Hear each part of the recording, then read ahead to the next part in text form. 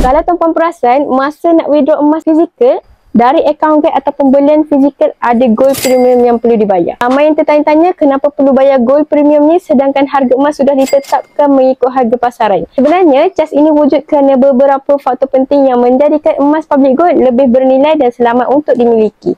Cas premium public gold ni dikenakan untuk menampung kos pengeluaran, kos penghantaran dan juga insurans bagi setiap pembelian sama ada belian outright purchase ataupun item emas fizikal yang dikeluarkan daripada akaun emas Gap Public Gold. Cas ini berbeza mengikut saiz dan berat emas. Contohnya, lebih besar item emas yang dikeluarkan, lebih murah kos per gram untuk cas gold premium ini. Untuk menjimatkan cas ini, tuan-puan beli ataupun keluarkan daripada akaun emas Gap item yang lebih besar. Contohnya, cas gold premium untuk 1 gram bersamaan dengan RM15 sekeping. Jika tuan-puan keluarkan 5 keping, tuan-puan kena bayar RM75. Jadi, untuk jimatkan kos, tuan-puan boleh saja keluarkan gold bar 5 gram 1 keping bersamaan dengan RM10 cas gold premium. Tuan-puan boleh pilih sama ada tuan-puan nak keluarkan 5 gram 1 keping ataupun tuan-puan nak keluarkan 1 gram 5 keping. Bergantung kepada pilihan masing-masing. Bagi tuan-puan yang nak daftar akaun emas secara percuma, boleh rujuk pin video ataupun boleh mesej saya untuk saya bimbing sebaiknya. Teruskan follow saya untuk lebih banyak ilmu emas dan kewangan.